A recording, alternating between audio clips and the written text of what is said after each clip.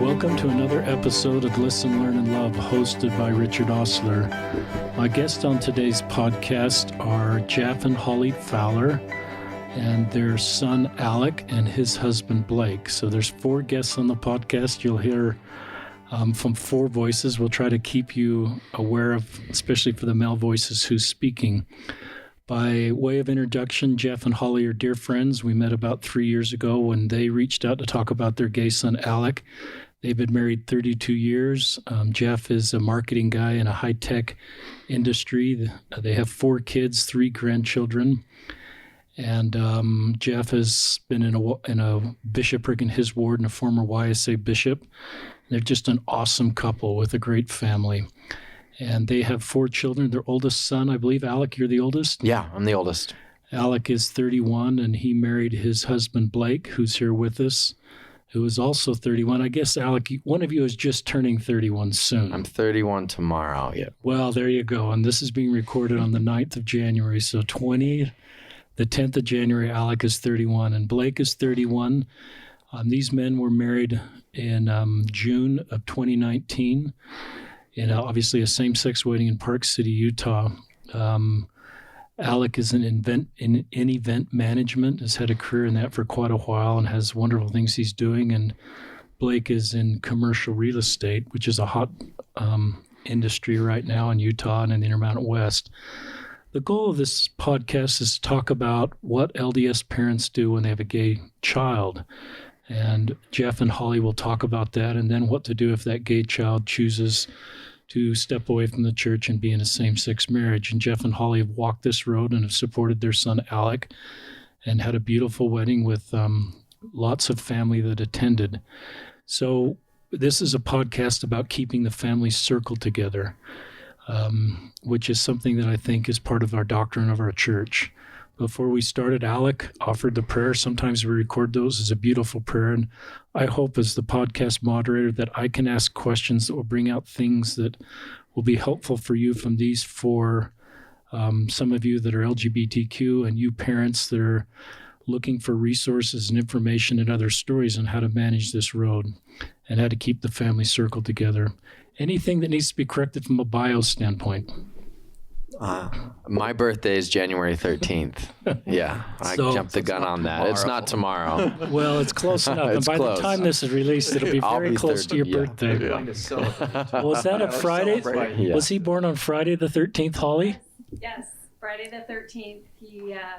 I'd been in labor for a very, very long time, like 17 hours, and it was like 11:45, something like that. And the nurse was like, "Oh my gosh, it's Friday the 13th. Do you want to wait like 15 more minutes?" And I'm like, "No, maybe not. I don't care for the day." So yes, Friday the 13th is his birthday. Let's start with Alec. Just tell and this could be a whole podcast, so we're going to go pretty quick. Tell us when you knew you were gay and when you came out to your parents. I knew I was gay in junior high when all of my friends were getting girlfriends, and I had these weird feelings for my friends. So that's kind of where it all kind of started triggering. I mean, it could have been a little bit earlier than that when The Little Mermaid was my favorite Disney movie growing up. But and then I came out when I was 27 to my family. I'd come out to a few close friends and associates prior to that, but I was 27. So that's a long time to be on your own. Did you serve a mission during that time? Yeah, I did. Tell us where you served. I got called to upstate New York to the Utica mission, which no longer exists. It was the mission that was inside, that didn't have any of the church history sites in it. They were all right outside the borders. So, but loved my time up there with the members.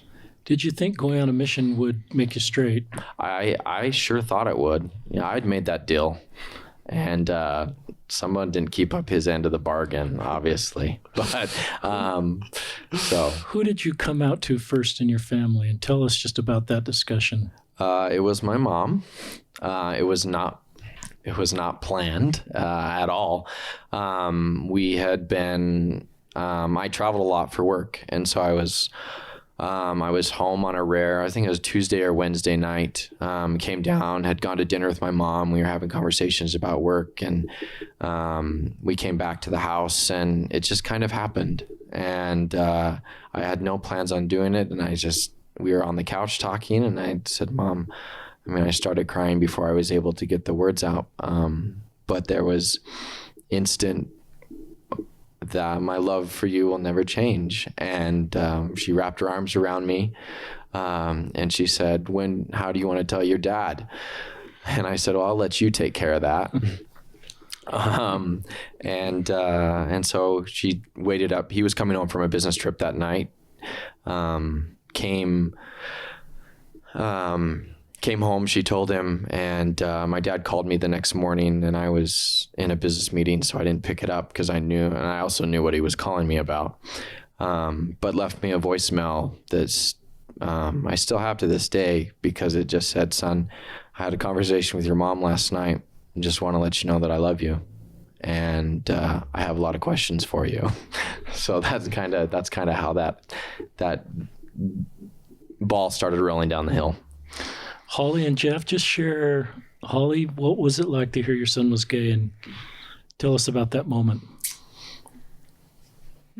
Okay. So I think a few years prior that, Jeff and I had kind of had a few conversations. What if? You can't see Alec. This is a podcast, but he's handsome, and people, we thought, he's so handsome for sure. Why is he not married, or why hasn't he found somebody? And so we had asked ourselves a couple times, what if he is gay? And there was never a question in our minds that we would just love him. And Alec and I are really close. We've traveled a lot together. He took his mom to work on many travel trips. And so for me, I knew that relationship would not change, and it hasn't. We haven't skipped a beat. So it was, as a mother, you love your child. So that is, that's where I was. Jeff, your thoughts on learning you had a gay son? And yeah, I still remember that night. I came home from a business trip, and Holly it was late at night by the time I got home, and Holly's usually asleep, and she was awake, and that was kind of the first thing that kind of caught me off guard as I came in the house. And she said, I had a conversation tonight with Alec, and and he is gay. And I remember two thoughts that came. The first thought is kind of what Holly had said, as, he is still our son. He is someone that we love. He's still the same person, at this minute than he was 15 minutes ago before I knew he was gay. So there's no difference there. I love him the same. That's not a change. But then from a religion or from a doctrine perspective, those questions started coming in, and that's kind of where I spent a lot of my time in those first several months in that time frame relating to that. So I tried to separate those two things with regards to showing and demonstrating and sincerely loving versus the time that I needed to try to figure out what could this mean? What does it mean? How do we accommodate? How do we react? What does it do for our family? 1,000 types of questions like that. Great questions. Alec, what did you need to hear from your parents when you first came out? I was never concerned that they would I mean, I wasn't living at home at the time, but even before then, if I was, would have come out while I was at home, I never had a fear that I would be kicked out on the, well, you're no longer a part of this family. That was never crossed my mind, but it was a scary thought that it would change my relationships change my relationship with my parents, with my siblings. And you're raised to believe this one way and you're taught this way, and that this is the opposite of that, it's Adam and Eve and that whole story. So I was never concerned about that. But I was just wanted to be told that I was still loved. That's all. I mean, that one word has become more meaningful for sure since that experience. And just so our listeners know, Jeff and Holly are active in the church. Their 4 kids are, with the exception of Alec and Blake, who have stepped away. Their other 3 kids are active in the church. I think your youngest son's preparing for a wedding, who was on a mission when you came out. So this is a story about a really strong LDS family, keeping the family circle together. Blake, talk about when you knew you were gay and when you started to come out to people. Do you want the full story? So I had kind of recognized that there was something different when I was in first grade, so around 6, 7 years old, because I started to have a crush on a boy in my class, and I was like, that's weird. I didn't have a name for it, but I recognized that it was different. And didn't think much more of it until I kind of started hitting puberty and started dating girls and having girlfriends and realizing that I really wasn't all that into having a girlfriend, and but just kind of kept pushing it down, kept ignoring it. When I went into the MTC, I finally just couldn't keep it in anymore, and so I told my ecclesiastical leaders in the MTC that I was gay, and they said, well, let's have a conversation, and had my parents come down and asked me to let them know what was going on. So I came out to my parents at that time, and then shortly after a lot of discussion, decided to leave and came home. A couple years later, came out to my parents again because I had forgotten that I had told them, because I had kind of, with it being kind of a traumatic experience, with it being in the MTC and coming out to him, had forgotten that I came out to him. So I came out to him again, but decided I wanted to stay in the church. So without them knowing, I actually went into aversion therapy for a couple of years. Really? To try and fix what I thought was broken. Spent a lot of time in prayer and meditation. And after almost getting married to a woman, realized that it just wasn't right. It wasn't fair to do that to someone that I loved, to marry someone that I loved without giving them my full heart. And so I finally, at 27, came out to the rest of my family and came out publicly. How has your family responded? We don't have, for our listeners, Blake's family, and your last name is? McDougal. Yeah. We don't have your family here. Right. But just talk about how they've responded. They, from day one, were very supportive. And my parents, when I first came out to them, it was a very similar experience to Alec. They just told me, we love you no matter what, and that will never change. My dad has been, for the most part, inactive with the church since I was about 12 or 13. When I came out to him, one of the first things he said to me was, I really hope that you don't marry a woman, because I don't want you to marry someone that you can't give your full self to. And he said, the only thing I care about is that you find happiness, whatever that is for you. My mom struggled a little bit more with it just because she was very involved with the church, still very active. And for her, it was just figuring out that eternal perspective of it. And it took a few years, and finally she came to me and she said, I've struggled with it for a few years. She always supported me, always told me she loved me. It didn't change anything in our relationship. It was just kind of a battle for her. But she came to me finally one day and said, if you're not there with me in heaven, then that's not heaven.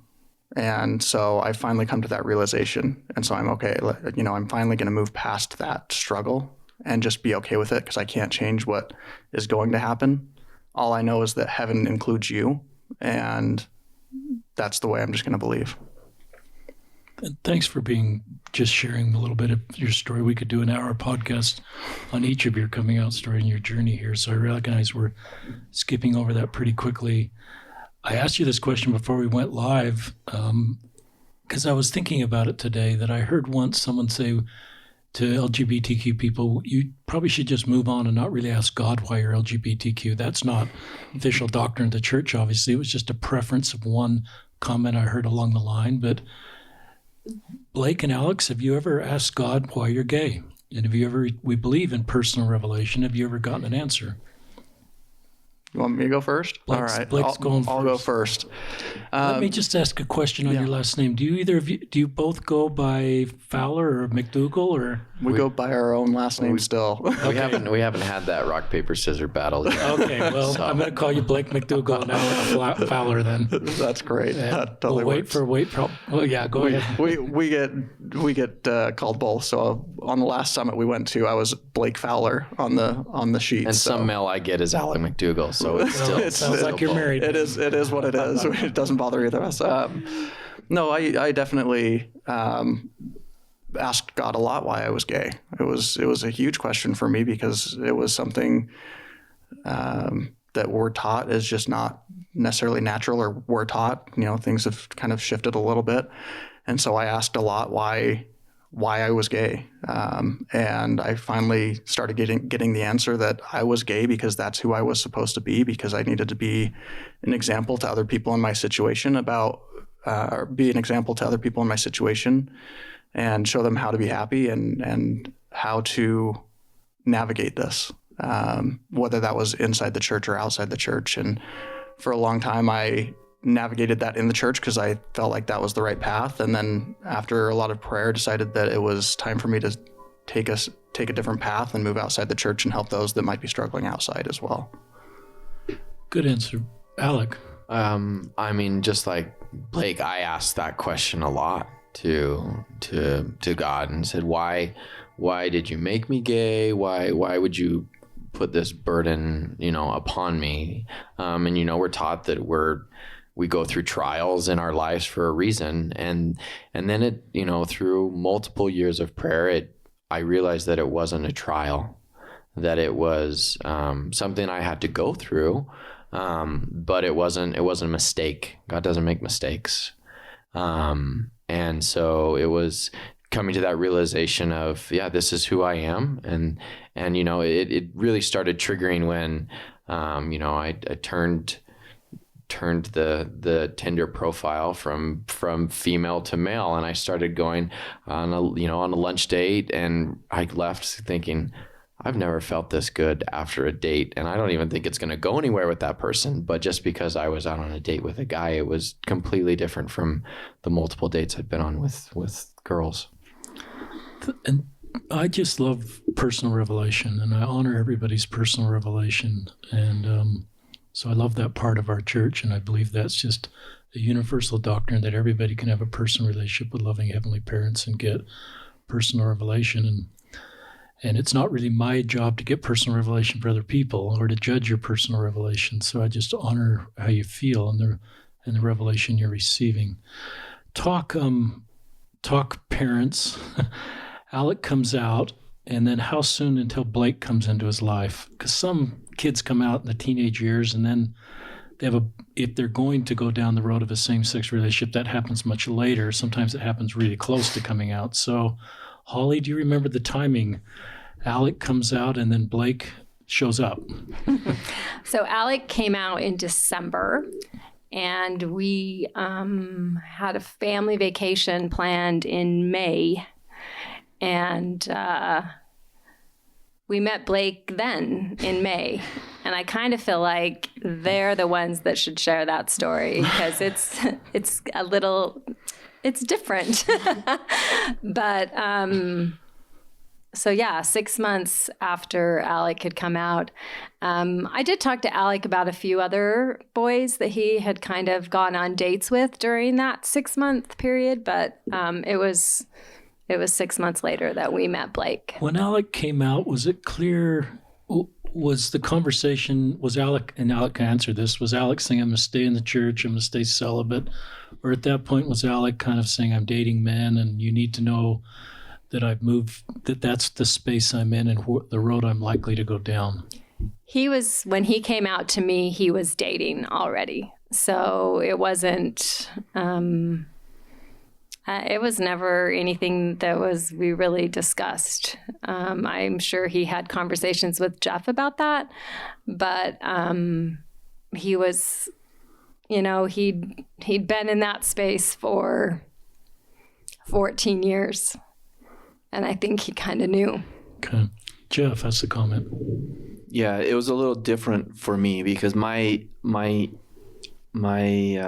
thought process was there's still an ability here, or the choice to stay in the church. And what was hard for me was trying to understand that Alec had already kind of been through this for those 14 or 15 years, and he was a lot farther along. For me, having a day or a week or a month into it, it's like, you can give this more time. You're not quite ready to make that decision yet. So I was hoping that he would, make that decision as it relates to staying within church doctrine, not understanding fully, what the policy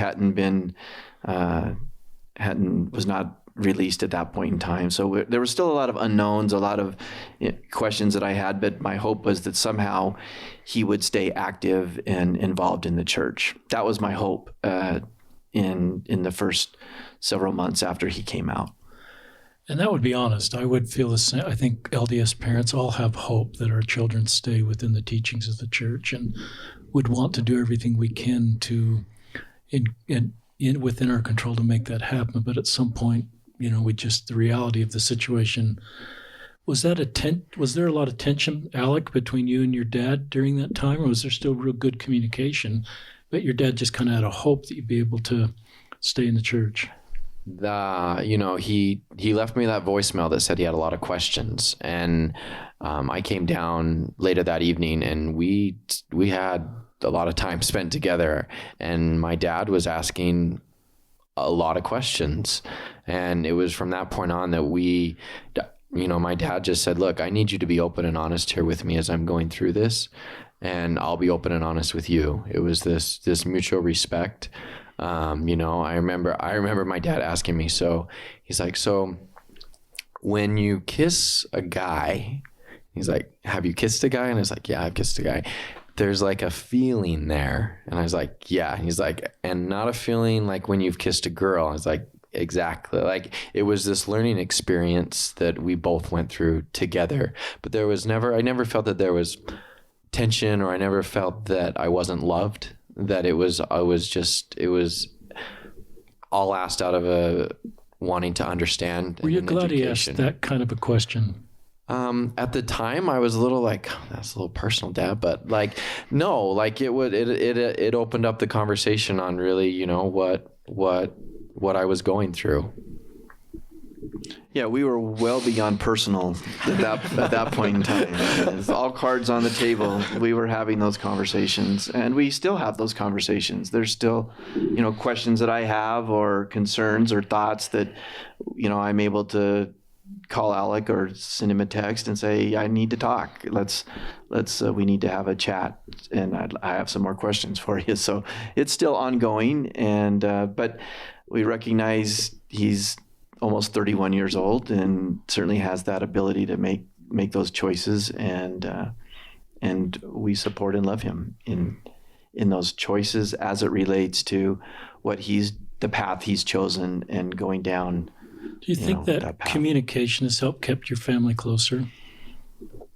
Yes, I think definitely it's required us to really, and not just with Alec and Blake, but with all of our children, having the safe space in our home to have these conversations and let people ask questions and have these discussions about situations, circumstances, doctrines, eternal aspects, all of those elements come into play. And I would say that our family discussions provide us with a very deep and sincere relationships with each other. It's we have fun, and we have our moments of laughter and that type of some silliness and games and Good. puzzles and stuff like that. But I think this has required us to be sincere with each other, and it's required us to be authentic in our relationships with our children and our children's spouses, and it's made our family closer as it relates to that type of communication. Holly, do you have some thoughts to add about this feeling that your family's closer? And this has brought increased communication skills in the family and has brought you closer. So, Alec came out to me on a Tuesday. I love the way moms remember the days of the week. I mean, It was like, I think Wednesday he came down, talked to Jeff, and then we knew there needed to be a conversation with the rest of the kids. Our youngest was on a mission, so that didn't happen with him. But our two other kids and their spouses. So on Sunday, Alec came down to tell his other two siblings the news. And I still remember it was our son-in-law, Colin, who, after Alec, kind of shared his feelings and let the kids know what was going on, Colin got up and just bear hugged Alec and just told him how much he loved him. And then one after another, each child, got up and hugged Alec, and then we all sat around and just kind of chatted. And like Jeff has said, the conversations we have had are key. And I think that's one thing that has to happen. And I think the LGBTQ kids need to understand that they have been processing this for years. And in Alec's case, 14 years.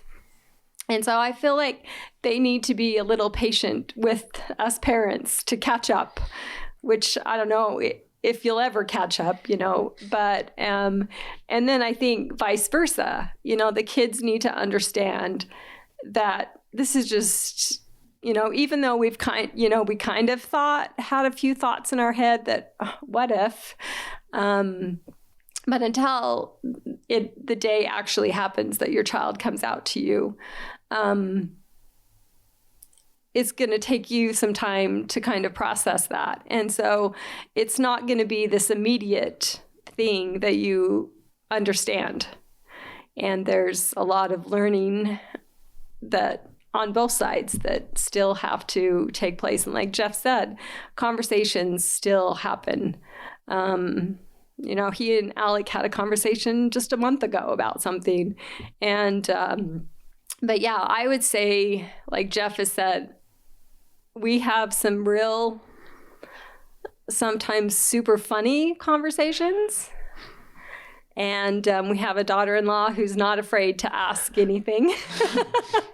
And those lead to those lead to some really fun conversations. And what I love is that Alec and Blake are fine to answer those questions. And I think learning and, when you know better, you do better, kind of. What a great line. And so knowledge is a huge thing during this whole process, I would say. Do you remember that day, Alec? Oh yeah, I remember that Sunday night. I remember we'd had dinner and we were in the family room and everybody, the grandkids were kind of playing, and my dad said, "Well, Alec has some news he'd like to share with the family." You knew this was going to happen. He didn't put you on the spot, or did he? No, I mean, I knew, he wanted me to tell the family, so he Queued it up. He queued up the ball to let me smack it down. So, which I did, and yeah, my entire family, it was love from, it never skipped a beat. And I know that not everybody has that experience. Talk about your brother. I think his name's Tyler. Yeah. That's in Barcelona. Did you write Tyler? So did you just all keep this from Tyler until he showed up? No, I knew I needed. I had a really close relationship with Tyler, and so I composed a letter, and I think I sent it to my dad, and I said, "This is what I'm going to send to him." And sent it off to him, and he sent me an email back saying, "Thank you so much for letting me know, but I'm just going to kind of focus on the work and not deal with this right now." And we continued to email weekly, and since he's been home and talking to his companion, that was his companion at the time that he received the email, he was obviously having conversations about it and processing it. And he came home. Blake was at the airport when he came home, so which he knew was going to be happening, but it never skipped a beat, and we're still super close to this day. I'm glad to hear that. I remember when we first met, I just remember you talking about this relationship with your Alec and your son, Elder Fowler, and hoping that relationship wouldn't change. And it's sensed that hasn't. And that would be my prayer as a parent, that all my kids would stay close. Talk about this May trip. So some parents, there's a period of time before someone, is coming on the family trip. And just, it's kind of, the question is just this journey that you recognize that Alec is going to marry Blake. When did that, maybe that's the question I like to ask. When did it become clear that Alec and Blake were getting married? I don't know. I mean, they dated for several months, and obviously we recognized that there was a connection and a love that was developing. But it would maybe be 6 months after we met Blake, 5 months after we met Blake. It was someplace in there, 6 to 8 months, 6 to 9 months, something like that. So they came on the trip in May together. Yeah. May of 20, I don't know if anybody put a date to that. It would have 18. been... No. 17. 2017. It was Yeah, Blake came on the trip as a friend. As a friend. Yeah, and they need to tell you that story, because that was not us. So me and Blake, we matched in March on St. Patrick's Day, and then we started texting back and forth. Both of us were really busy with travel. We never were able to. He was in Orem and I was in North Salt Lake, so we never really got together until May. And so we had our first date on May 4th, and May 3rd. And, we literally talked for hours.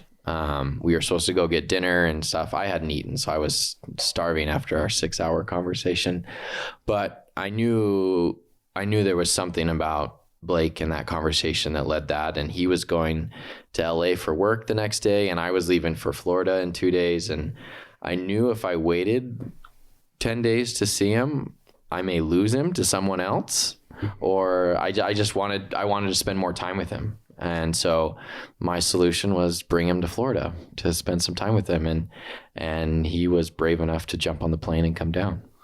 Did you run that by your parents, that you're bringing your boyfriend on the family trip? So I asked him while we were traveling down, I said, "Hey, do you care if I have a friend come down?"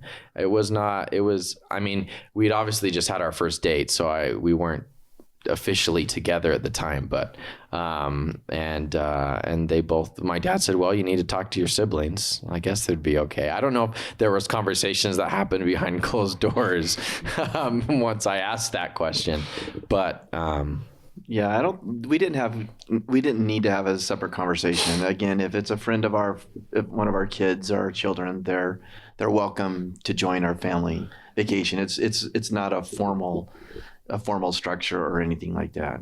So we were open to that. Did that bring you two close together, and did it bring you closer to the greater Fowler family?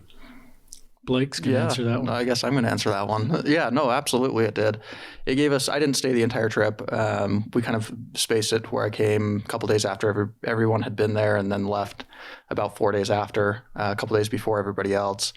But it gave me an opportunity not only to get closer with Alec, but his entire family all at once. And for both of us, one of the biggest things that we had discussed on our first date was family. Both of us were very, very fortunate to have supportive families. And that was something that was very important to both of us. And so being able to meet his family and actually get a chance to sit down with them at the beach and poolside and just have these conversations and play games really helped me to understand who Alec was as well. Because I could see a lot of both Jeff and Holly and Alec. And so it really helped me grow a lot closer to both him and his family. Did you as parents feel like you were crossing a line by enabling them because they were on the family trip and now together, and this was your family trip, so you're kind of enabling them to be together? It just felt like they're adults. This is going to happen regardless of us, and we're just trying to keep our family together. Was there any conflict? Because some families might just say, we're enabling. I don't know what the right word is. And I'm thinking you didn't. No, which is fine. I mean, I didn't really think twice about it. You know, Alec had never had anybody on a family vacation. And I was like, sure. Luckily, we had a big enough house that Blake had his own room. So we didn't cross that line at that stage. So that was good. I think the nature of the vacation, where we're at the beach, we're at the pool, we're just super casual. Like Blake said, I think it was just a great space to meet him and, you know, to see Alec happy. Jeff. Yeah, I wouldn't. So Alec was at this time was probably 28 years old. So if he were in his teenage years, I think our response and our actions would have been completely different, or, you know, maybe even early 20s. But as a 28-year-old, you know, man, that's, you know, he's making decisions. And like I said earlier, while there's some decisions we may not be necessarily all on board with, but our love and our support and our affection for him is not going to waver. So from that perspective, I would say, you know, we didn't worry about that aspect of it just because of who he is and where he was in his life and in his journey. This is May of 2017, when did the two of you kind of know you were going to get married to each other? I definitely knew before Blake did. Because I was the one that brought it up before he did. But it was shortly there. It was the Mormon way as far as moving quickly. I mean, we waited 2 years to get married, but it was pretty quick. Yeah, it took me quite a bit longer. I had just gotten out of a fairly serious relationship, actually Alec had as well, right before we met. And so for me, I still wanted to be very careful about, you know, proposing or going down the route of marriage. And that's actually why I ended up being the one that proposed, because Alec told me, like he said, he brought it up first. He said, you know, I think if you're on board, I want to get married. And I said, well, give me a few more months. And he said, all right, well, you're the one proposing then. So that's kind of how I ended up getting chosen to propose. And what day did you propose? I have no idea. That's the first time you've been stumped on a date. It was August 11th. August 11th. Of 2017? No, 2018. Yeah. So that's over a year past this trip. Yeah, about a year and a half after. And I had, in fairness, we had already taken engagements at that point. So I'm a planner. I kind of knew the answer before I proposed, but no, we had decided to get married about a year after we started dating. Did you talk to your parents that this was happening? Oh yeah, yeah. That you were proposing? Did you talk to Alec parents? Yeah. So talked to Alec's parents. Actually, they took us down to a concert in Vegas. We went to Earth, Wind and Fire. It's a group from our era. Yeah, it's one of Alec's favorite bands. Way to as well. go! So hanging out with old people music. But we were at dinner right before the concert, and marriage came up, and we were kind of joking, but at the same time being serious about, okay, well, we know I'm going to be the one that proposes. Do I need to still ask for permission? And so I asked for permission at dinner with Alec there. And after that, I talked to my parents, kind of knew as well. We're all pretty close. And my mom actually helped me set up for the proposal, because I did it near their home, near my parents' home, out in the meadow. And so she helped me actually set up the proposal along with his sister-in-law, and then his entire family came up as well. And talk, Holly and Jeff, just knowing your son's now to get married to Blake, how did that feel? And maybe that's partly advice to other LDS parents that recognize this may be their road or is their road. On a funny note, I realized I could maybe I could wear a white dress if I wanted. There was no bride to compete with. My dress could have a train if it wanted. So, I think we just loved Blake.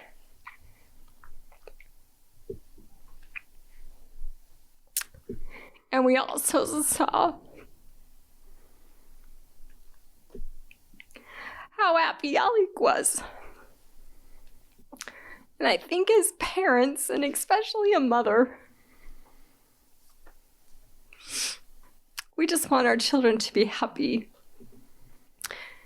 And, I don't know the exact saying, but it's mother's as happy as her unhappiest child. And so to see Alec happy and know that he'd waited a long time for that. If I were to go back to our May beach vacation where we first met Blake, and he had left on, I think, a Thursday. And we were sitting on the beach Friday night for our last sunset. And it's one of my favorite pictures. Alec is sitting next to me. And he's emotional. And I asked him if he was okay or if something was wrong. I didn't know if something had happened when Blake had left, and he said, I am just so happy. I've never had someone on vacation with me to share in sunsets and walks on the beach and sitting on the beach. He'd never had that before. And so knowing how happy he was, and that together the two of them created that happiness, how could I not want that for him? Yeah, and we also love the McDougals. I mean, they they're an awesome family. So the fact that we had this situation where you have two young men that both have similar values and have been brought up in, relatively, functioning homes as it relates to gospel and work and honesty and goodness and all of those things. When you think of the LGBTQ or the gay population and, the odds of finding someone within that, with that audience or that sample, and then you narrow that down again to someone that has similar values and a similar upbringing and understanding, and then you bring that down to, from a church perspective, it just, the odds keep getting smaller and smaller and smaller. And then the fact that you can find that person, that was the other piece that was, kind of a very emotional, but a very a comforting piece as it relates to this particular story. How did you navigate just, that's pretty tender what you both said. There'll be some listeners pulling out tissues wherever they are, because the heart of a mom wanting the best for her kids is just part of how parents are wired. I know that's the way our family's wired, and I recognize, Jeff, the practicalities. In a parent Facebook group of LDS parents of LGBTQ kids, there's so much fear. If they recognize their child is going down the path of a same-sex marriage, I sometimes talk about it. There's lots of ways to do life off the covenant path from a pragmatic standpoint. And there's just lots of ways to do that road, and to do the road that these two are doing, long-term, committed relationship, great people, lift each other, bring out the best in each other, want families to be successful. That's, I'd have that same hope you have, Jeff. And I'd recognize from a practical standpoint, that's going to take a lot of work. Talk about just how did you handle the wedding? So from a financial perspective, I don't know how many weddings you've had in your family. Just talk to our listeners, and they're older, so they can fund some of this. How did you handle that?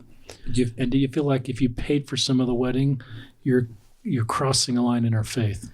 Yeah, that's one of my dog-eared, marked up chapters in Tom Christofferson's book is condoning versus accepting. It's still a topic that I still think about at times. And are we crossing a line with this? Or are we not crossing a line with that? But as it relates to the marriage, we simply did the same thing for Alec that we did for our other two children who had been married, and what we'll do for our fourth child, or Tyler, when he gets married this coming spring. So yes, we financially supported and contributed some money to that activity, along with the McDougals, but Alec and Blake were they were a little bit farther along in their careers and from a financial perspective. Are there doctrinal principles that just gave you peace that you were doing the right thing? Just to help other parents that maybe, or was it just a gut feel, or just anything else for others listening? I don't know if I would call it doctrinal. That's fair. But the idea is, there is a love, obviously, that we have, and from a family member, which we are going to do what we can to support and help in their happiness. But we never felt like it was, it was crossing a line as it relates to that. We knew that was the path that Alec and Blake had chosen, and so we were beyond we moved beyond the discussion of right or wrong, or good, bad, or whatever. That's the path. So we're moving on to support and lend to the success and the happiness of that day. And it was a beautiful day. We had an incredible weekend, but the day itself was fantastic. I want to talk more about the day. I just want to read an excerpt from this book I'm working on. It's a mother of a gay son. This is her comment that'll be in the book. The topic of loving versus condoning was probably the hardest thing for me to sort out in my brain. It took me a long time to grasp the idea that showing support, mostly from a financial perspective, did not mean that I was condoning something.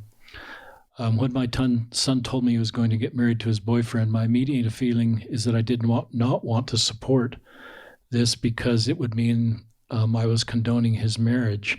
Just immediately as I thought this, and unfortunately verbalizing some of it to my son, the Lord let me know that he wanted me to financially support this wedding. Even after the reprimand from the Lord, I had to do some research to help me understand whether or not financially supporting same-sex marriage meant I was still able to keep my temple recommend. I learned that showing love and support to my son on one of the most significant days of his life was not the same as supporting groups who actively try to tear down the church. We ended up having a destination wedding, helping all of his siblings be there, hosting a dinner celebration after the marriage. The day was filled with loving unity and love for all of us. I was so happy not only to have my immediate family there, but also extended family. In hindsight, I can now clearly see the destruction that it would have caused into our relationship with our son if we had chosen not to financially support his wedding. I'm beyond grateful for the direction and inspiration I received from the Lord in a very personal way, that loving and supporting people where they are, and I'm scrolling down trying to find the right button, where they are, what matters most, and that by doing this, we are not making a statement about our own beliefs. So I think that's kind of, where you ended up and where a lot of LDS parents end up. But it takes some time to kind of navigate that. Talk about the wedding. Before we went live, we just talked about the wedding, and Holly just lit up. It's like she wants to relive the wedding. And I think all four of, let's tell us about, the wedding day, Holly, and what it meant to you and how, just your thoughts about the wedding. So I've been in the wedding industry for about 15 plus years. Have a few weddings under my belt. And Alec was my sidekick for many of those years. So to plan his day and Blake's day was super fun. And we had, people say weddings are stressful, but we had nothing but fun. Having been in the industry for so long, we called in some amazing vendors to help us, and it was great because it was up at Park City, and we were able to. The wedding was on a Saturday, and we went up on Friday, and we spent all day Friday, and we spent most of the day on Saturday prior to the wedding, and then we had Sunday morning together as well, and it was just amazing. I would do it all over again. What was the part you remember the most, or the things about the wedding that when you think about that day, that still come back to your mind? There are a few things. Hearing the boys' vows to each other. And I think everybody that was there would say the same thing.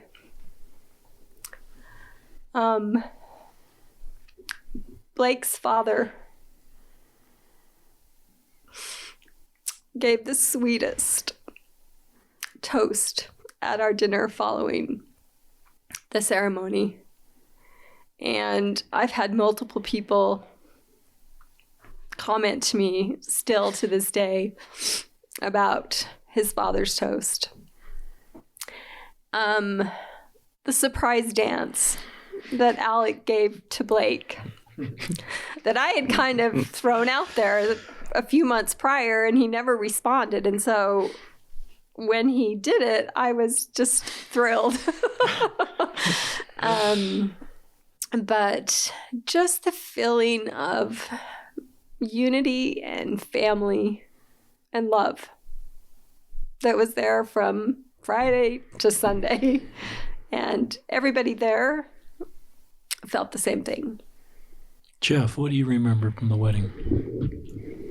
I remember it was a beautiful blue sky in the first week of June, but it was cold in Park City. The pictures don't show that, but it was a nice chilly day, and pretty much the same things that Holly said. It was just a day that we we had come to the conclusion that we wanted to celebrate, and we wanted it, we wanted it to be not only just enjoyable, but a day that would be memorable. And it certainly was that. It was a memorable day. And thanks to, some fantastic vendors and help, that we were able just to enjoy it. We didn't have to worry or stress about a lot of the details, and we could just literally enjoy watching Alec and Blake, as they went through the day. I guess one of my favorite parts of the day was after the ceremony. Alec and Blake had gone in and done a change. They had changed from their wedding tuxes to a different set of tuxes for the reception and the dinner. And we had the opportunity, Blake's dad and I, to sign the paperwork to make it official. And the four of us plus the officiator, the fifth signature, we were kind of back behind the scenes. And it was just a very quiet and tender moment that we were able to have, just the five of us, and specifically the four from a family perspective. But that was one of my favorite parts of the day.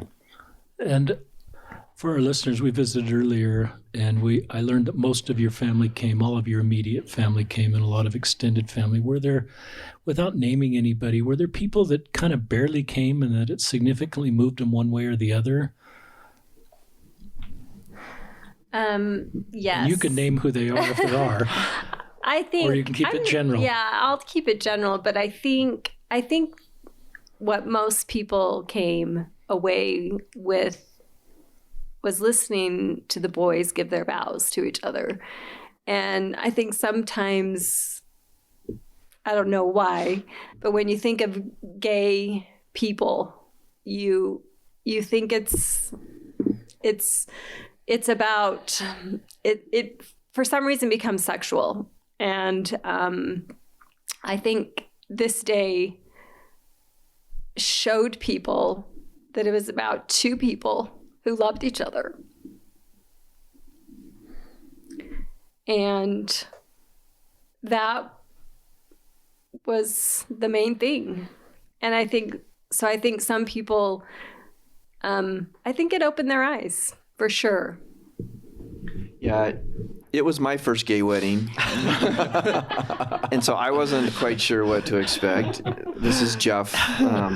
And I think some of the people in the audience were in the same situation. It was a first for a lot of us. So, not really knowing what you're going into something because you want to be there, and or at least you feel obligated to be there. And at some point it just becomes an opportunity to listen to your feelings and feel those emotions. And that's what I think a lot of what Holly was referring to. Obviously, a lot of people not quite knowing what to expect were somewhat surprised or pleasantly, surprised as it relates to that feeling of happiness that everyone, I should say everyone, I didn't talk to everyone at the wedding, but I think a lot of people in the audience had.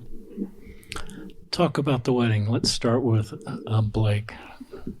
Okay. The wedding to me was... And the day. You could be broader than just the wedding, but the event. The entire event itself was incredible. I will never forget it. I mean, it's still so vivid in my memory, and luckily we have tons of photos to remember it by. But as far as some of my favorite moments from the wedding, one of my absolute favorite moments was right before Alec and I walked down the aisle, which we each had our mothers walk us down the aisle. And sitting back there while everybody else, because where we got married, we were kind of hidden in the back in this meadow, while all the guests were seated, and we had a chance to kind of joke and talk with the four of us before we walked down the aisle. And I remember it being so emotional, but at the same time, just so jovial. We were just laughing and crying, and it was an incredible experience to share with our mothers and with each other, and then to be able to share with each other our vows, which neither of us knew what the other person's vows were beforehand, and they were hard to get through. We both cried a lot, but was incredible. And then talking to people as well. As people were leaving, we tried to say goodbye to everybody before they left. And the same sentiment was shared over and over and over again. And it was the sentiment that they were so happy that they had an opportunity to come because it helped them understand what love really meant, and understand that love wasn't just restricted to, what we call, I guess, a normal family, but that love was really just this powerful emotion that could be felt and shared between anybody. I'm grateful we have tons of photos because it helps us remind of that day. And we were like, the worst part of the day was when it was over. Both Blake and I were walking back to our hotel room after the day, and we were just so sad because here's this event that we had planned for months and it was over. Like I was like, well, can we Groundhog Day it? Can we just repeat it again? Because it was just so fun. It was fun to be there with our friends, to be there with our family. And like, I mean, it was my first gay wedding that I had been to. And I think it was a lot of firsts. I remember my dad's dad, my grandpa, who I'm pretty close with. He's like, I'm just going to close my eyes when you kiss, but he was there, supporting and loving. And I think they all, there's this stereotypical what you think it would be. And then it was, this event full of love and fun and family and dancing, and a day I'll never forget. Thanks for sharing that. And there's probably lots more we could share, but I think it's good for our listeners just to hear about this event. And I've learned I want all marriage to succeed. So, I guess earlier I would kind of there might be a side of me that wants marriages outside of our church to fail because I want people to come back, and now I try not to go down that road. This is not for you, more for our listeners. I just want all marriage to succeed. If you've made vows to each other and have walked into marriage with this deep commitment, have got this family support, I just love what the Fowler family and the McDougal family and what you're doing. I just want your marriage to succeed. And I recognize that, ideally a marriage is where two people come together and a lot of commitment and they want the best for each other. I've always felt marriage is 1 + 1 = 3. I can accomplish things because I'm married that I probably wouldn't be able to. So, yeah, I just recognize the complexities of this. So I don't invite anybody to go down your road. I've said that a lot on the podcast, but if you self-select and self-determine that's your road, I'm going to respond like your parents have. I'm kind of looking at Alec and Blake and just say, well, I'm going to support you. I'm going to keep the family circle together. So up until this point of this podcast, sharing our family's journey, we've shared quite a lot of happy, positive moments with you. But for those of you who are struggling in your journey and you're listening to ours thinking, well, theirs is just rainbows and unicorns. I want you to understand that, we're 3 years deep into this journey and we have had our share of struggles. Just from the very beginning with your son, Alec telling us that he was gay. We have shed many tears. We have had some really hard conversations, both just Jeff and I, conversations with Alec and conversations with family members. I also wanted to share that not all of our extended family members felt comfortable about attending the boys' wedding. It just wasn't in their wheelhouse to come. And so I just wanted to share that we too, as I'm sure you have experienced, some struggles. We've had close friends leave our lives. We have had minimal support from our ward, although we've had, some support, but it's not been easy.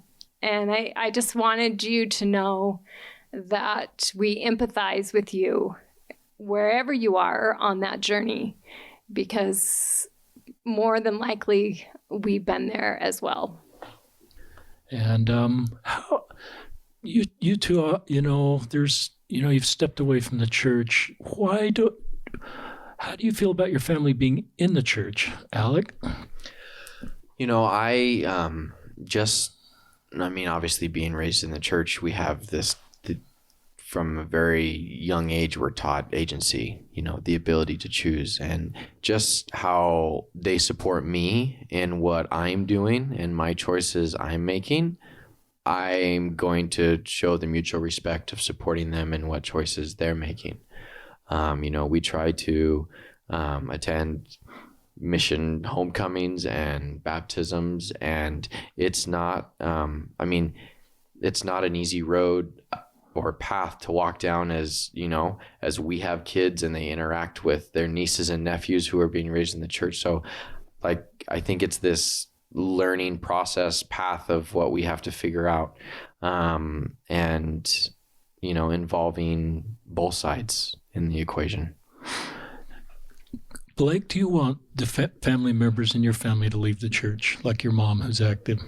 No, I think it's a similar thing with Alec. I would just echo what he had said, in that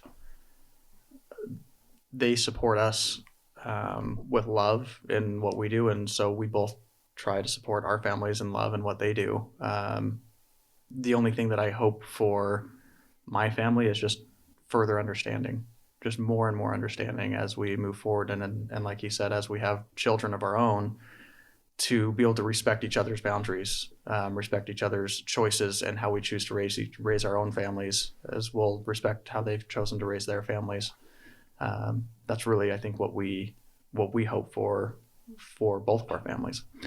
And I would say the fundamentals are there to continue to be able to do that with just the conversations and your ability to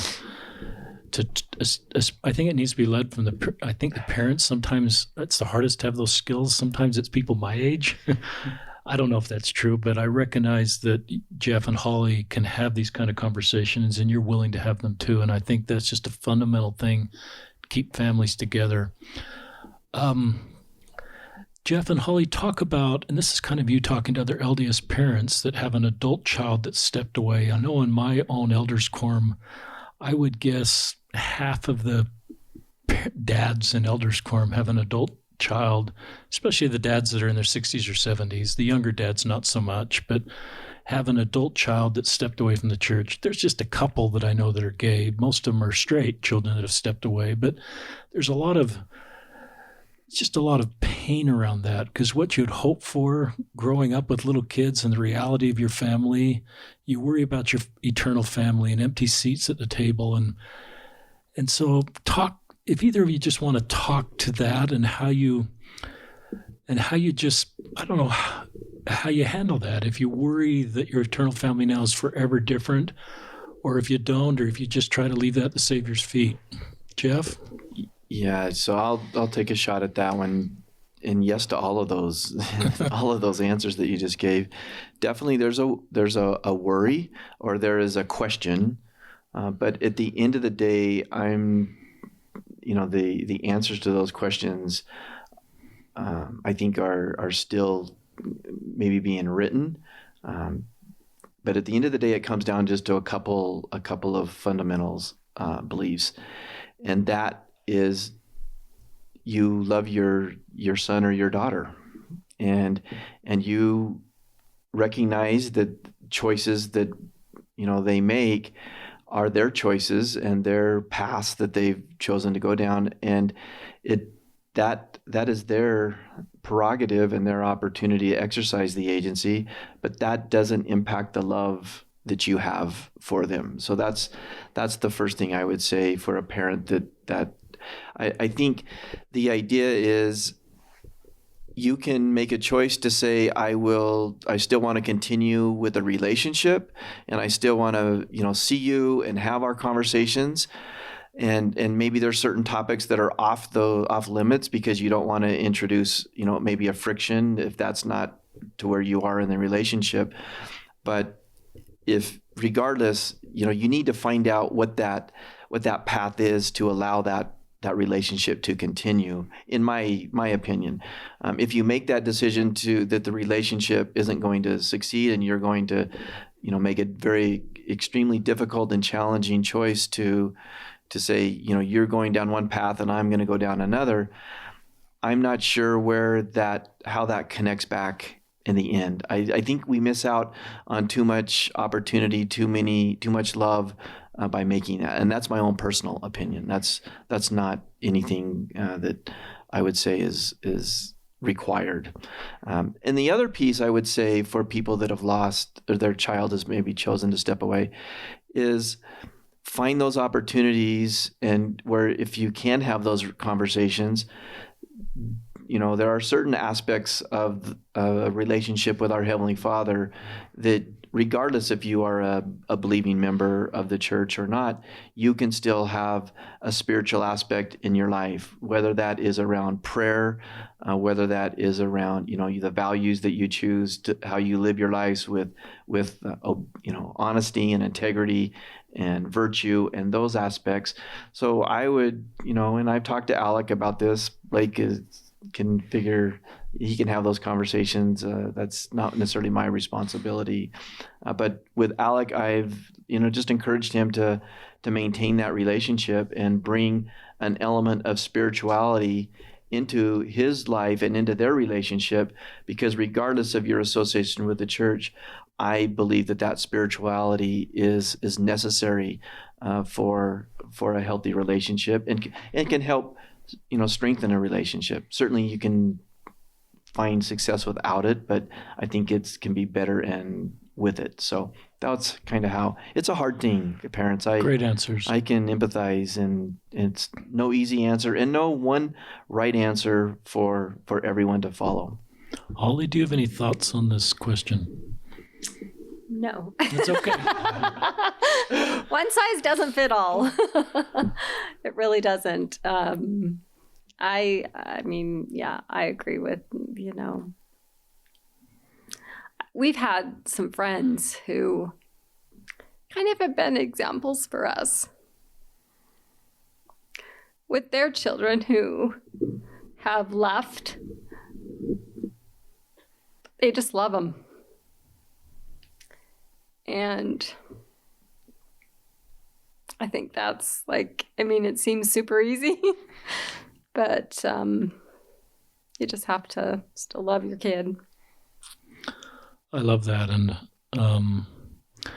my brother, I was just going to read a comment he made. He has adult children that stepped away, and in his book that's called Bridges, Ministering to Those That Have Questions or Doubt, he says, at our house, my wife and I still talk about no empty chairs, but we talk about no empty chairs at the dinner table, around the pool, on a vacation, and their life events, and in all the chairs from our children's lives. And I love that. Sometimes we talk about, worry about an empty chair at the next life and our eternal families not being together. But I think we should just leave that at the Savior's feet. I like what Becky McIntosh says on our video. Anybody and everybody's going to be welcome in our home. And that's what we do as families, and we just leave it at the Savior's feet. So to me, that there's a doctrinal foundation there that you said, Holly, in love. And I sometimes call it non-agenda love, that I love someone just because they're worthy of being loved. And it's not with an agenda that I'm loving them secretly just to control them into a behavior that I want. Maybe we have that as parents, that we love our kids, but I think maybe it's even better just to love our kids because they deserve to be loved. And then I think as a parent, sometimes if I can do that, then they'll be the most likely to open up to me when they have questions or concerns, or maybe even feel like maybe they've gone down a road that they're not quite sure about. And since I've loved them, they'll kind of open up to me. And so I just think love, Holly, everybody said that word to me, is what we do as parents, and leave it at the Savior's feet. I've always felt like good parent. We kind of control the things we can control, and as the younger kids, we can control a lot. And as 28-year-olds or 31-year-olds, we could control this no empty seats around the pool or on the Friday night at the Florida beach, where that's a pretty tender moment. Where Alec, being able to share how he really feels with his mom, and you to be able to go there and hear that, and it's probably not what you wanted to hear when you had an 8-year-old, but it's the reality of the situation, and be able to sit with him in that moment that for him was so tender, and to recognize the tenderness of that moment to me is love and what we as parents do. I don't know if anybody wants to comment on that before we move on. I want to talk about, I don't know if anybody's raising their hand. We talked, I think it was Blake that said this line. It's sort of like, it's not easy to leave the church. And you said, oh, great, I'm gay. I get to leave the church. It's my ticket out. I think the idea is it's just really hard. I don't really want to leave the church. It's my community. And you've been an elders quorum president, served so much, Blake. You've served a mission, Alec. And do either of you just want to talk about that? Because it's part of what I like to do is just build, create more empathy for people that have stepped away, especially people like you that aren't trying to draw other people with them, that are honoring people that want to stay and not, and that takes a bit of maturity because you probably would want to stay. You'd probably love to be in the church, but you're not able to be in the church. So either of you want to talk about that? So it was Holly that said the line. I think somebody had said it to her that the people that she's interacted with at places like Encircle, the kids don't say, I'm gay and I'm so glad it's my easy ticket out of the church. It's the exact opposite for most of us, and it was for me as well. Being gay and coming out was, to me, easier than leaving the church because I was leaving behind this community that I had built over 27 years. In addition to that, the loss that all those around you feel when you leave. And I felt that loss as well as I ministered to people as a ward mission leader and as an elders quorum president. When people would leave, that loss that I felt. And I knew I was causing that heartache for others as well when I left. And I think that was one of the hardest things for me through the entire experience was leaving the church. And so for me, a lot of that is why I don't necessarily want my family to leave the church, because I understand the pain that it causes and the sense of loss and trying to kind of rebuild and figure out what you do believe in, because you don't have this base there for yourself anymore. And so I would just say to those that are going through that process that you have to be patient with yourself, but also ask for patience from others as well, because it's not easy to be in a leadership position and see somebody taking that path, even though you know it's the right path for you. They're not in your shoes. They don't understand your circumstance. So to have patience for them as well. Alec, do you have any great answer, Blake? Any thoughts you have? No, Blake nailed it pretty on the head right there. The feelings are the same. That it's kind of this two-step process of you say, okay, I'm gay. Now what do I do? There's really like three options. There's stay in the church, remain celibate, temple recommend worthy. Maybe a mixed orientation marriage is on the table, or there's this opportunity of, okay, if I go start dating a guy, I may fall in love with him and I may want to get married, which is going to put me in jeopardy, so to speak, of my standing with the church. And so, figuring out that road is not easy. And then when you do figure out what road you go down, no matter what road you go down, it's going to be difficult. But like my dad said, he's always, the way I look at it, there's spirituality, there's my relationship with God, and then there's the church. And just because I've stepped away from the church doesn't mean I've lost my ability or capability to talk to God. That is always on the table. And that's kind of the what has helped me get through that process of leaving that community and still feeling self-worth and love. Great answers. It's just a tender, complicated subject, and we like to talk about those kind of things on this podcast, and great answers. And I I recognize that if we villainize you guys, that it's going to be harder for you not to be angry. If we cut you off from our families, which obviously your families haven't, and if we villainize you, meaning when I say that, we make you the reason the whole world's going downhill is because of people like you two. I leave that for ISIS that wants to bomb me. I leave that for sex traffickers that want to traffic kids. My son's involved in trying to help in that world in a positive way. And so they're villains and Satan's real. But I don't want to I just want to humanize people like you. And I think what your family's doing is just so that then you feel better and you make better decisions in your life. And you're, like you say, Alec, you're more likely to stay connected to God, and you're less likely to just want everybody to leave the church because you have less pain. Pain leads to anger, and anger then leads to lashing out. And I've learned to honor people's anger for a period of time. I think eventually you've got to use the atonement or other tools to overcome anger. But I would guess you feel pain as you leave the church, and there's not a spot for you. And I wish we thanked people better that left the church, and we thank you, and I will right now, for all the service you've given. The missions you serve, all the things you've done. You told you had a convert come to the wedding to support you, Alec, and I assume she's in the church and didn't lose her testimony. I don't know if she's in the church or not. Yeah, it was my converts. It was her husband's parents that came.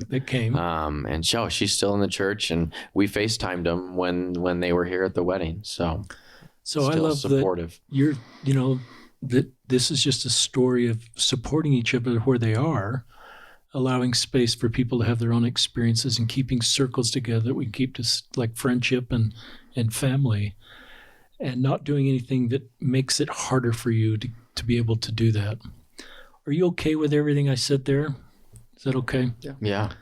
And I recognize when I was your age, and Jeff and Holly same way, we weren't in this double bind where you actually believed in the church and wanted to spend your life with somebody. It's almost easier if you didn't believe in the church. Were never in the church. And so I recognize the double bind a lot of our gay members feel. This is how do you feel about people that are celibate and stay in the church? Do you honor those guys and men and women?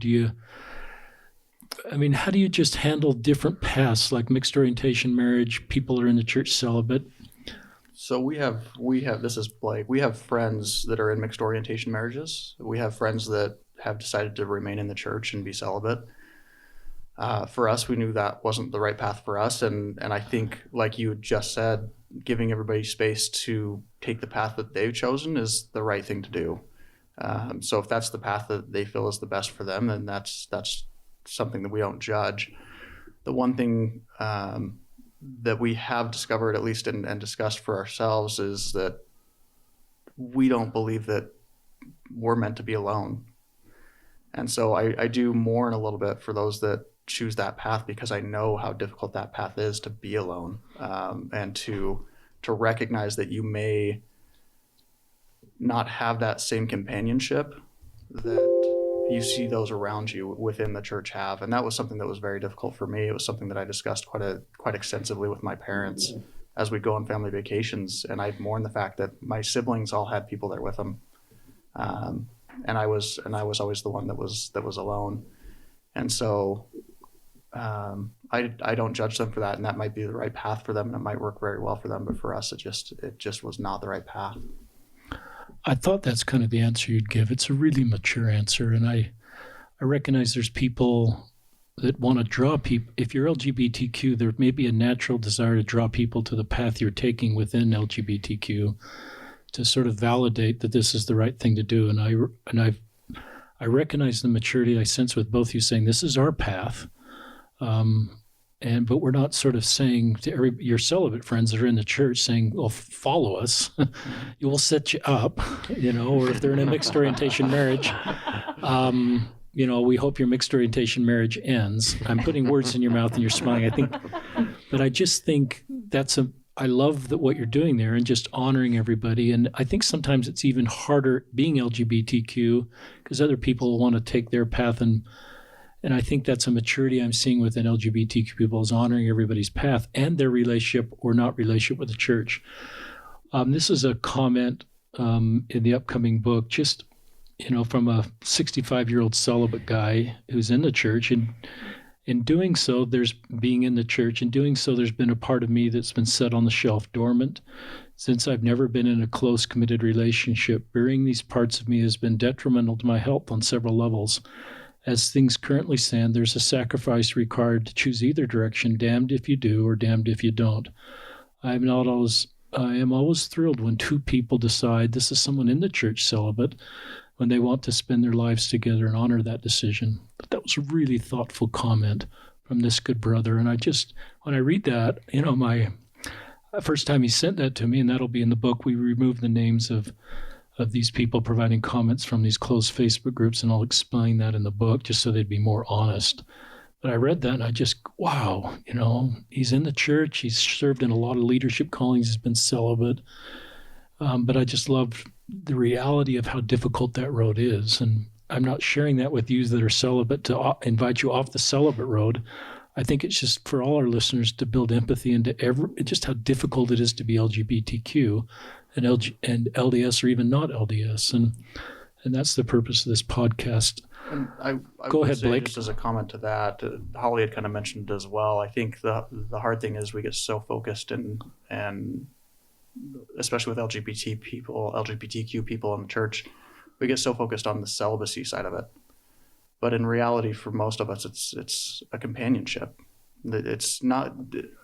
Most of us can live without having the physical intimacy, but with having no companionship, that's where it becomes really, really difficult. Watching others have that companionship and have that forever best friend, and not knowing if you'll ever have that. That was something that was very difficult for me. And I like that, and that can lead to feelings of suicide that you know a lot of people, and we all do, that that can be multiple decades of being alone, facing in front of an LGBTQ and LG particularly that's not bisexual. That can be a pretty scary road, and it can lead to some really difficult. So I like that. I talk about Grandpa Fowler. That's Jeff's dad, is 80. We talked about this ahead. I circled it. I wanted to make sure we get back to it. Jeff's dad's 86. We're not quite sure of his age. He's somewhere in there, 86, 87. Yeah, I think if you're listening, he'll be 86 this year. All right, Grandpa Fowler. And why don't you tell us, and he's active LDS, 86 years old. Alec, tell us about your grandfather Fowler and some of the things he wants to know about Blake. My grandpa was raised in the South, and my grandma as well. She would have definitely been at the wedding if she would have been alive. But it's that Southern love. Growing up with my grandparents, I'd spend my some summers up with them, and there was always random people at breakfast. I had no clue who they were, but they would come to eat, and my grandparents loved them, whether they were members of the church, whether they were not members of the church. When I called my grandpa to come out to him, I said, "Hey, Grandpa, just let you know, there's a reason I haven't had a girlfriend every time you ask me." And I said, "That's because I'm gay." And he said, "Well, are you happy?" And I said, "Yeah, I am." And he's like, "That's all that matters." And so he was able to attend, and we were able to fly him down for the wedding. And he'll every time he calls me on a weekly basis, he doesn't ask me how I'm doing first. It's how Blake is doing, and how we're doing, and the dogs and the cars, and those weekly conversations that I've truly cherished. How does that feel to have your 86-year-old grandpa not change? It's super. I mean, we had a really close relationship spending time with him as I was a young kid. And it just continues to grow and expand as, he continues to get older. He says it's his last year every year, but it just keeps going. So that's awesome. Jeff, you talked before we went live about just wanting to have parents have information. When you both stepped in this space 3 or 4 years ago, there was just talk to parents that are just barely stepping in the space. What advice you'd give to them? Yeah, we were very fortunate, and I'll say there was some help. Yeah, some divine intervention, help from the Lord on putting certain people in our lives that led to other people. Because 3 years ago, there wasn't as there. It was a little bit more. There were more questions, still lots of questions, but a little bit less information. A little bit, there was a lot of no places to go to talk to someone or get some information. So what I would say is, one, we're very fortunate that one of our close friends who didn't know you, Richard, but had told us about you, and you were kind enough to take a phone call and to set up a meeting. I was thinking it would be probably a 3-month waiting period, but we got to meet with you I think it was the next night or 2 nights after our phone call. But so that was one thing that was such a critical piece to me, just to be able to talk to someone, and not necessarily that there was a lot of answers, but just the ability to have a conversation and express questions and express, what's going to happen, how are we going to navigate this, and having someone to listen and talk to, that's a big piece. So that's one aspect of it, and those relationships can be found at in a wide variety of places. The other piece would be, as it relates to the church's website, mormonandgay.com. Certainly there are books, there are landing pages, and all kinds of information online where people can feel free and have an opportunity to ask honest and good questions and get information that can come back. Again, not all the answers have exact answer, or questions have exact answers, but they give you at least some ideas and opportunity to think. So I would just recommend for those parents, be open as it relates to looking for that information. There are lots of different people that will share with you, whether it's online or whether it's in books. We've talked about Tom Christofferson's book, Becky McIntosh's book.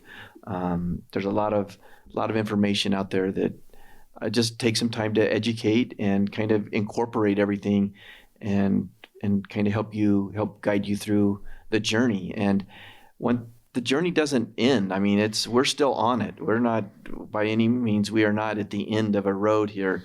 There will be more hard and challenging conversations. There will be, interesting situations that will come up. We don't know what those are right now, but one thing I am sure is that will happen.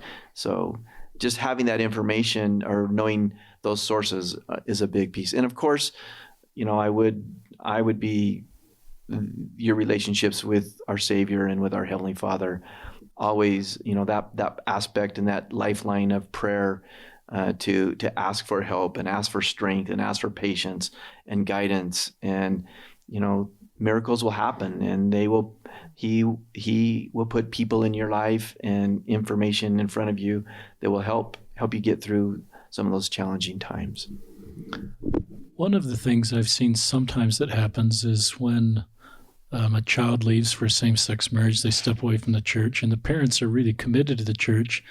But then sometimes they feel judged from family members or ward members that they're supporting their children too much, and the ward kind of pulls away from our family. And they, at a time when I feel like the ward should even reach out in extra love and support, because it's a wedding, so a ward family should reach out in love and support, but maybe the family needs an extra measure of just knowing the ward's got their back as they're doing what they think is right, supporting their kids if one of their children goes down this road of a same-sex marriage. And so I'm worried sometimes we lose families that we shouldn't lose because we don't know how as a ward family to respond. Any just advice to either of you like to give to if a ward member, if someone's listening that just says, I know there's a family in our ward who's got a son or a daughter going to same-sex marriage, but right now I don't know what to say, and so I don't say anything.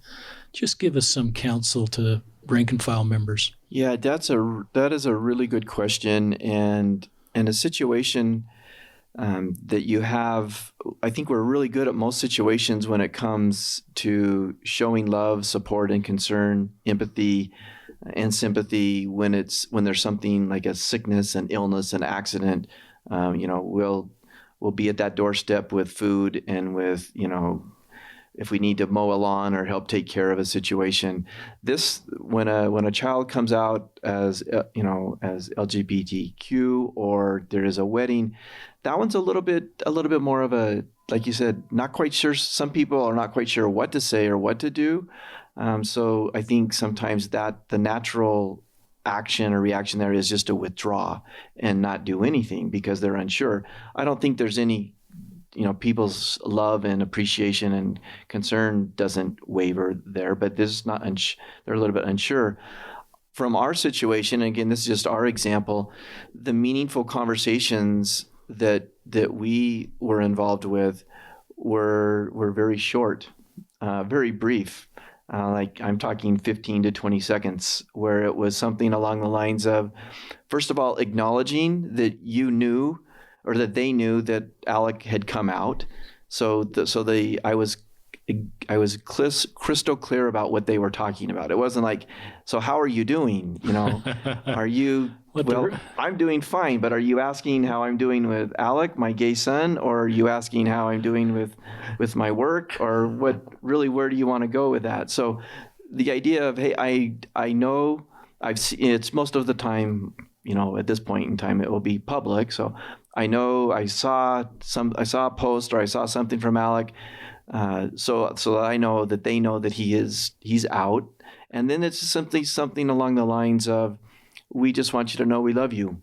And he's a fantastic young man, and we love you. And whether there's a hug or a handshake, and that's really the extent. And if we needed more, I think we would then be in a position to say, hey, can we talk about this? But maybe we don't need any more than that, and they can go on their way and we can go on our way. And that feeling of love and that feeling of comfort and support is done. I mean, you've got that. So that's all I would say is, if you know someone, I think it's okay to acknowledge, but give them that vote of support, that vote of comfort, and give them a hug or a handshake, and then you'll know if there's more conversation or more action to be had. But that is a great place to start. Any thoughts on that, Holly?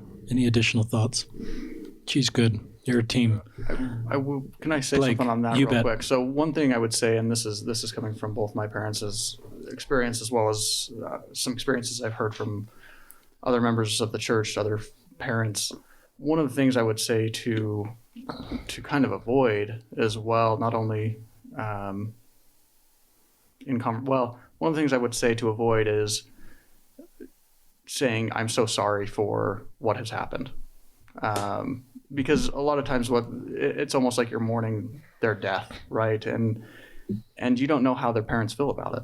The parents may be ecstatic. They may love their kid no matter what, and they're not mourning at all. And so that just puts the thought in their head that maybe they should be mourning their child, mourning the fact that their child has come out, when that's not the case. What they should be doing is loving. And so I love that Jeff has said, just go up and say, we love you. We still love your child. And we hope this doesn't affect the relationship that we have. Great answer, Blake. Anybody else have any thoughts on that? Yeah, I just say, like my dad said, don't beat around the bush. There's one good thing that the gospel is good at, especially in some situations, is gossip.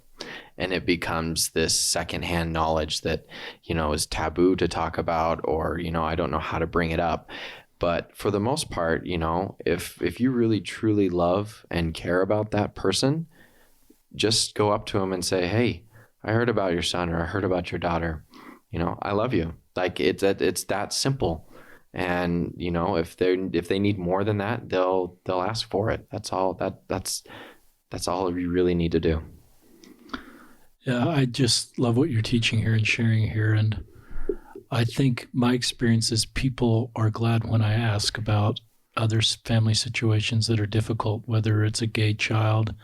And I love what you said, Blake. I'm not say I'm so sorry, but just to ask how you're doing.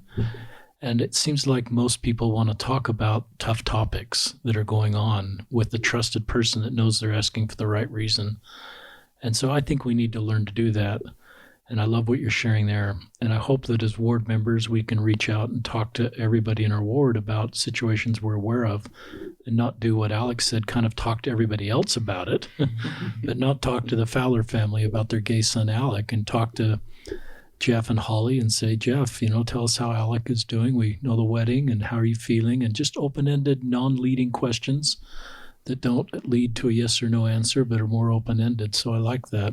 I had a thought that was in my brain that's gone, darn it. Oh, well. I had another question if I'd written it down, but I don't see it real quickly.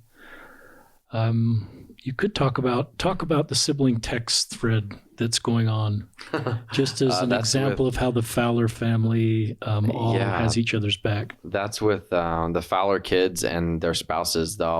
My youngest brother will be getting married in May, so we all have found our significant others and our persons in life. So it's the 8 of us on this thread that can get funny. The memes that are sent will, make you laugh when you're at the gym or out loud in public when you shouldn't be laughing. And it's just a very loving, open relationship that we all have with each other, that no one's going to get offended. And it's all out of, respect and mutual love for one another. It's just a family love story. Mm-hmm. It's a great family love story. I didn't even know it existed. So as a parent, done a good job of keeping it quiet. Maybe going on in our family. Now I want to know what they're all talking about, the memes they're sending. Sometimes I'll hear an experience where a leader will kind of get in the face of an active LDS couple that has a son like Alex that's stepping away and sort of, and this is the exception, and I don't think it's happened in your situation. But it's sort of like you're going to lose your family and sort of creating this feeling you've got to choose between your loyalty to the church or your family. And I hope we don't do that. I hope we just honor the personal revelation that every parent is receiving, and not, if we're leaders, sort of get in someone's face and sort of create this feeling they've got to choose the church or their children. That isn't our doctrine. I think our doctrine is we want to do it. We are a home-centered, church-supported church, and so I think we want to do everything we can to make strong families. And if I'm a local leader, I want to do everything I can to listen to parents and honor the revelation they're receiving. Even if some LDS parents feel that this is the right path for their son or daughter, and this is what they feel is right. And if you open up to me about that as a local leader, I'm not sort of judging the revelation you're seeing about your family, that I'm just honoring what you feel is right for your family, and I'm not trying to make you choose. Any thoughts on that, Jeff or Holly, or just? Yeah, that's from a personal perspective, that's one of my big takeaways that I'm working on to make improvements and adjustments in my life, and especially over these past 3 years, is to not take that, to look at a situation through a different lens. Look at a situation trying to understand what that person is feeling or what that person has experienced, and also looking at that person or that experience through the eyes of what the Savior might be looking at. And what they might be seeing. And if we will take a minute to kind of just give that some thought, I think our answers and our inclinations would be moderated a little bit around love and compassion versus, discouragement and harshness. Because, at the end of the day, like we've said along, those decisions are based on agency, and we're all just going to be putting it at the Savior's feet. And so, that's between the Lord, and it's between that person. It's really not involving me. So that's what I would just, from a leader perspective, if we'll take us a moment to maybe look at things a little through those different lenses, I think our answers or our conversations might be a little bit more meaningful along those lines. That's great. That's my 2 cents. Does anybody have anything else they want to share that I haven't brought up, or thoughts on your mind? So I'll just close and just thank Alec and Blake for being on the podcast and sharing great insights. On behalf of our listeners, we just want you to feel our support and see the things you're doing to contribute to society, the ways you're serving, and we want you to succeed as a couple and succeed in everything you're doing. And Holly and Jeff, you two are just doing a great job as parents. On behalf of all of our listeners, the title of this podcast is A Beautiful Family Love Story. And I just love what you're doing to keep your family together. And maybe that Friday night, Holly, when you're on the beach with Alec and he opens up to you, is one of the most tender parts of this podcast. And that conversation, and I just sense, moms in particularly often just do such a great job with their kids. I think you have special Christ-like attributes sometimes. Maybe it's because you went through the process of actually physically having these kids, and you're sometimes more wired into their emotions and their feelings and have sometimes even extra personal revelation for the direction they need in their lives. So moms are often the heroes in my life, and you're one of my heroes, Holly and Jeff. And everybody, thank you, and thank our listeners for joining us on another episode of Listen, Learn, and Love, hosted by Richard Osler.